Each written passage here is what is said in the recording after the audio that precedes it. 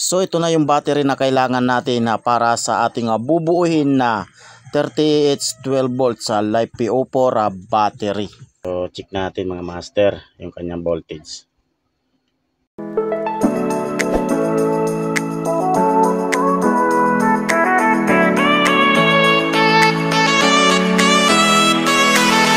Welcome back mga master. So for today's video mag-unbox tayo ng bago kong parcel. Ito po ay lithium battery. So LiFePO4 32700. So mayroon tayong bubuuhin na 38 sa battery 12 volts. Ito ay pinapabuo ni Jesus Advincula Constantino. Ayan, shout out po sa inyo master. Ayan, siya po ang may-ari ng battery na to. At ilalagay niya sa kanyang solar setup. Ayan. So unbox na natin mga master itong battery na to. Okay.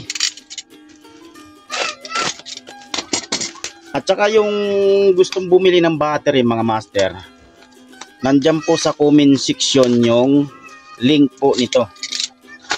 Sa mga naghahanap ng battery para sa inyong solar setup, true rated po ito 32700. Nandyan po yung link sa comment section.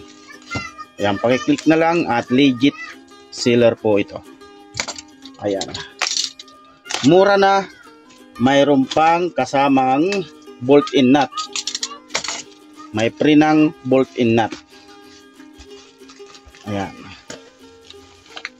ayan.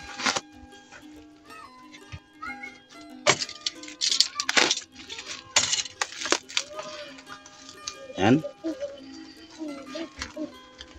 Ito po ay 28 pieces.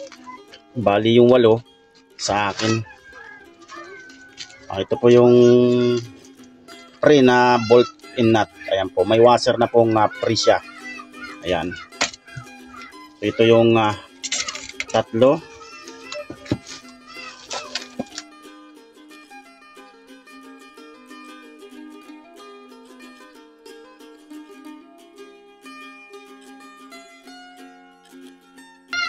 Yan po mga master, brand new battery po ito. Ayan, napakasolid. So ito po ay 1, 2, 3, 4, 5, 6, 7, 8, 9, 10, 15, 20, 25, 28 pieces po. So yung bubuuin natin ay 30Ah lang. So 20 pieces yon. At yung 8 dito ay pamalit dun sa binili sa akin na battery.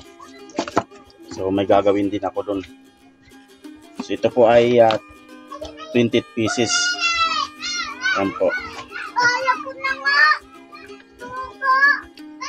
Okay.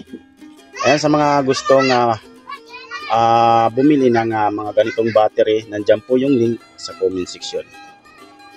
Po, true rated po ito mga master.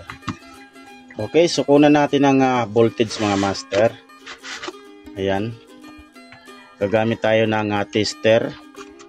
Ayan, digital tester. Pasensya na kayo sa tester ko kasi mumurahin lang ito. Wala tayong pambili pa ng magandang tester. Yung ano talaga, quality. So yan. Okay. Set natin sa 20 DC. Yan, kita nyo ba? So check natin mga master yung kanyang voltage. Ayan, 3.2 volts. Ayan. So check pa natin yung iba.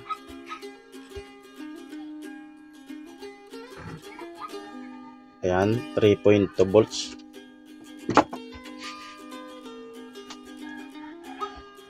Ayan, 3.2 volts.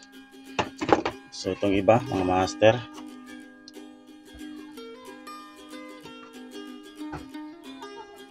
.2 volts.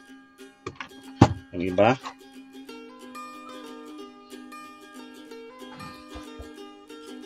.2 volts. So hindi na natin iisa-isahin kung ano ng voltage kasi legit naman na brand new ito at lahat naman ay 3.2 volts. At talagang true rated mga master. So sa dami nito, sa iisa-isahin pa natin, abutin tayo ng ilang oras hahaba yung video natin. So yan. Tsaka ito yung kanyang bolting nut na kasama. Yan, free na po ito. So yun lang, maraming salamat sa inyong sulit na panunood dyan mga master. Thank you so much sa inyong pagsuporta.